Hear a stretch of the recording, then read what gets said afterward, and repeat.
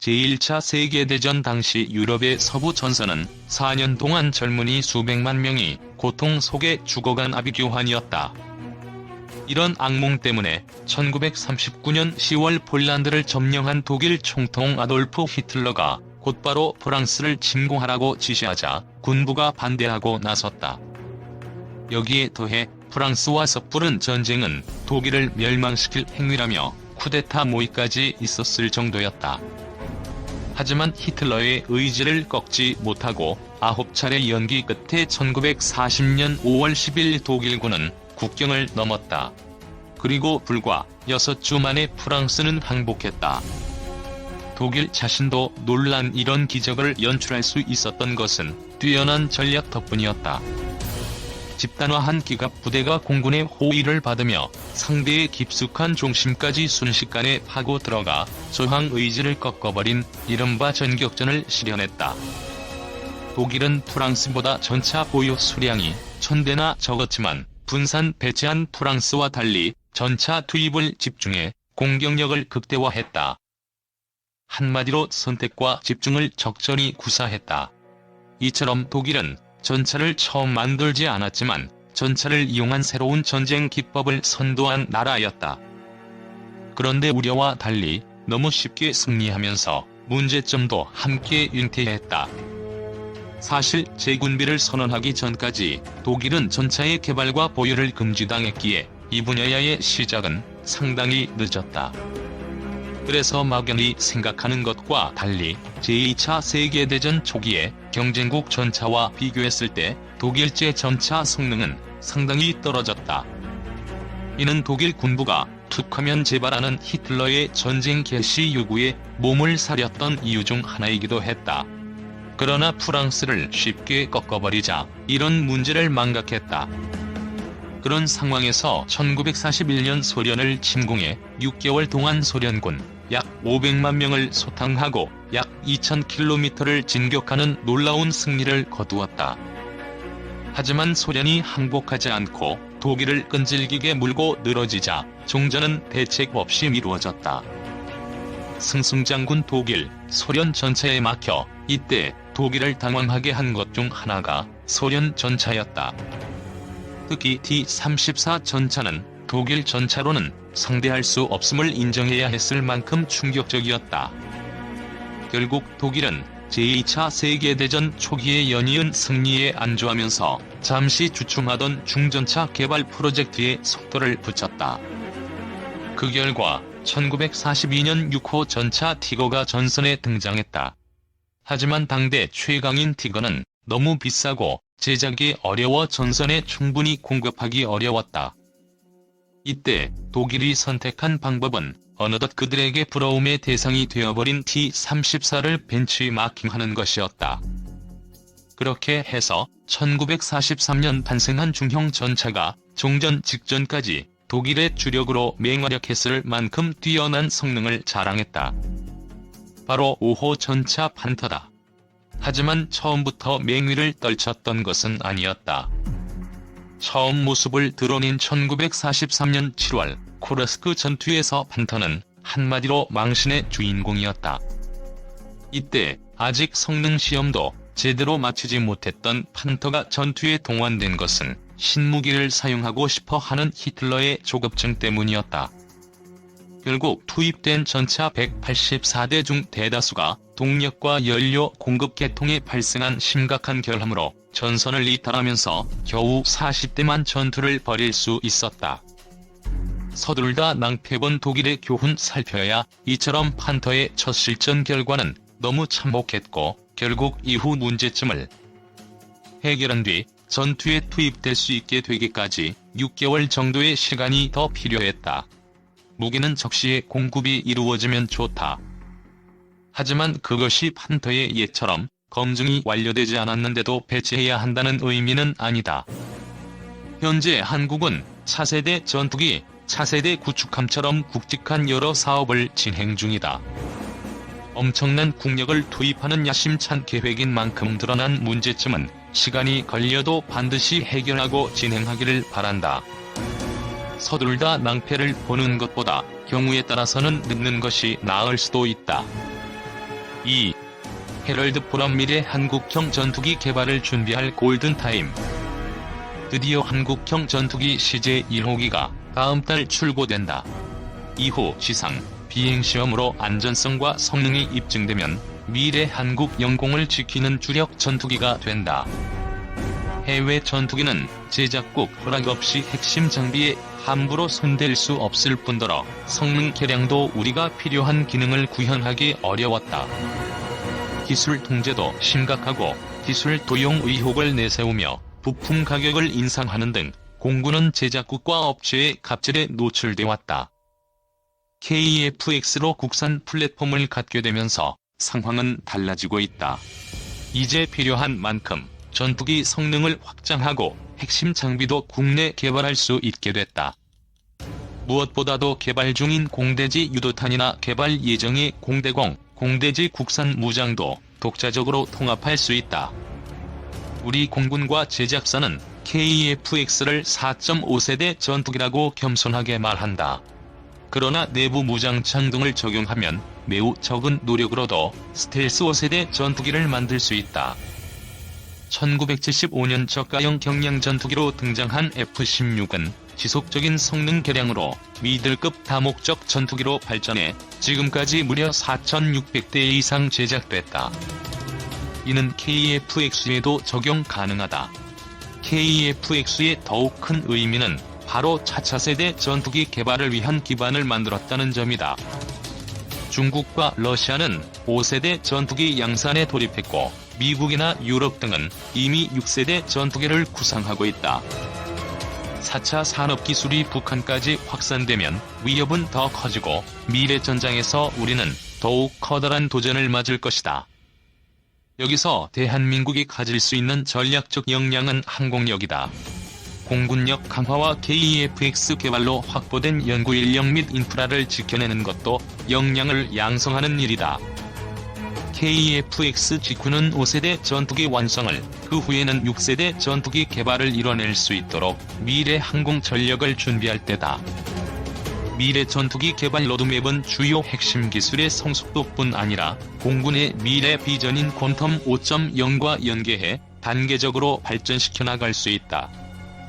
1단계는 KF-X의 점진적 성능 확장이다.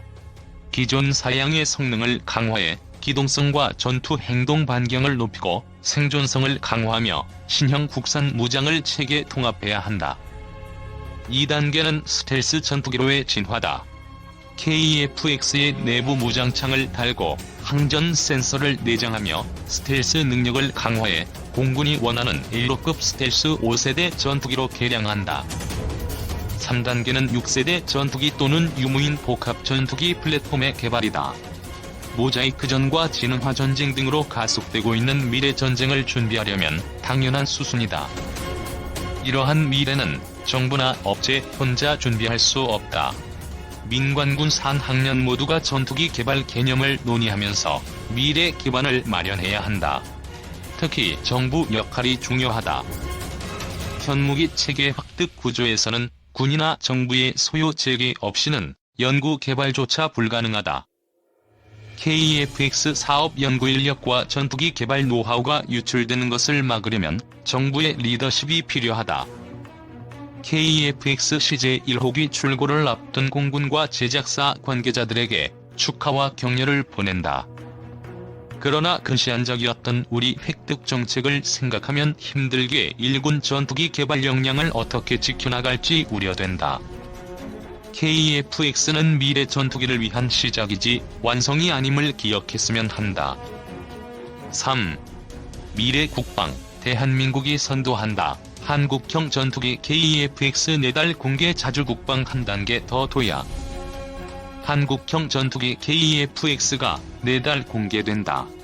2015년 12월 KF-X 체계 개발 계약이 체결된 후 5년 4개월 만이다. 시제기 출고를 앞두고 지난해 9월 개별 제작된 전투기의 전방, 중앙, 후방동차와 주입, 미익이 통합되는 최종 조립이 진행됐다. KF-X는 노후 전투기를 대체하기 위한 건군 이래 최대 규모의 국책 연구 개발 사업이다. 미래 전장에서 활약할 KF-X는 과거 KT-1 기본 훈련기와 T-50 고등 훈련기 개발 경험뿐 아니라 4차 산업혁명 기술을 반영해 대한민국 항공우주기술을 한 단계 높이고 있다. 비행 조종성 평가하는 시뮬레이터 개발 비행 성능은 항공기의 가장 중요한 성능이다. 전투기의 성능이 나날이 발전하고 첨단 기술이 적용되며 이를 검증할 방법도 개선되고 있다. 특히 디지털화한 성능을 사전에 시험할 수 있는 시뮬레이터의 중요성이 점차 커지고 있다. CJ1호기 공개를 앞둔 KEFX의 비행 조종성을 평가하는 시뮬레이터가 개발됐다. HQS는 항공 제조업의 4차 산업 대표 기술로 꼽힌다. 전투기 조종석 내부뿐 아니라 비행 상황을 구현하면서 비행 특성과 조종 안정성을 확인할 수 있다. 또 비행 중 발생할 수 있는 결함과 고장 모두도 재현해봄으로써 사전 테스트 비행을 하는 데 활용된다. 카이는 T-50을 개발했을 때도 HQS를 도입한 바 있다. 당시에는 로키드 마틴의 협력을 받아 단순히 제작만 진행해 정비나 용도 확장에 어려움이 있었다. 반면 KEFX에 사용된 HQS는 국내에서 개발됐다. 산학년 협력과 선진기업의 기술 자문 등을 통해 4대의 HQS 개발에 성공했다. 이 중 3대는 비행저 시험에 투입되고 나머지 1대는 비행저 시험과 유압, 전기 개통 설계를 검증하는 아이언버드 시험 장비용으로 활용될 예정이다. HQS는 비행 조종성 평가 진행으로 가장 먼저 나는 KEFX이자 가장 마지막까지 KEFX와 함께하는 장비가 될 것이다. 내달 KEFX CJ1호기가 출고돼 지상시험과 비행시험이 진행된다. 성능을 입증할 때까지 지속적인 설계 변경과 프로그램 수정을 통해 HQS는 성공적인 KEFX 개발의 핵심 역할을 할 것으로 기대된다. 한편 항공기 제조 부문에서 활용되는 첨단 기술에는 동체자동 결합 시스템이 있다. 최종 조립 단계의 핵심 장비다. KEFX 최종 조립 단계에선 3개의 동체와 주액, 밀이익이 체결된다. 이때 제로에 가까운 조립 오차를 위해 동체자동 결합 시스템이 사용된다. 보통 천장에 설치된 크레인으로 이동하는 항공기 구조물과 달리 패스에 실리는 KEFX 구조물은 골프장, 카트와 같은 원리인 자동주행 장치로 운반 및 정렬한다. 패스가 도입되면서 과거 11일이었던 조립 공정 기간이 2월 5일로 단축돼 생산성이 크게 향상됐다. 패스는 T-50 고등훈련기 개발 시 도입된 것을 시작으로 수리온에도 적용됐다. KEFX를 위한 패스는 더욱 발전해 정밀한 오차율을 자랑한다. 3차원 공간에 설정된 좌표를 따라 위치를 잡아가는 패스는 컴퓨터로 작업되는 만큼 오차율이 1000분의 1인치로 제로에 가깝다. 항공기는 비행 환경과 다양한 공기역학 요인에 반응하기 때문에 최소한의 조립 오차율은 항공기를 지키는 데에 필수적이다.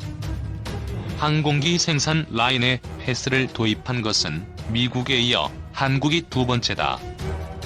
KEFX 제조에도 첨단 기술이 반영돼 오차 제로의 정확성과 더불어 노동시간 절감이라는 두 마리 토끼를 잡을 수 있게 됐다. 자주국방을 실현하는 KEFX 국산화 KEFX 시제기 출고의 의미는 전투기 조립을 단순히 완성했다는 것에 그치지 않는다. 축적된 지식과 노하우를 활용해 국내에서 개발한 HQS, 패스 등의 첨단 장비로 탄생한 전투기라는 점에서 의미를 더한다. KEFX는 초도양산 1호기 기준 65% 국산화율을 목표로 한다. 특히 공중전에서 적기를 먼저 식별하고 지상 타격 목표물을 찾아내 전투기의 눈이라 불리는 능동전자주사식 위상 배열 레이더를 포함해 4대 항전 장비를 국산화하고 있다. AESA 레이더는 세계에서 몇 안 되는 나라만 개발한 첨단 기술이다. 국산화는 자주국방 실현을 위한 필수 요소다. 자체 기술로 만든 전투기가 있어야 독자적으로 정비하고 성능 개량을 진행할 수 있다. 현재 공군에서 운용 중인 F-35는 록히드 마틴과 공동 개발했기 때문에 정비와 성능 개량을 할 때 미국의 승인을 받아야 한다. 반면 KF-X는 국산 무장을 장착하고 성능을 개량하는 데에 아무런 제약이 없다. 다음 달 KF-X 시제기 출고 이후엔 지상 및 비행 시험이 진행된다.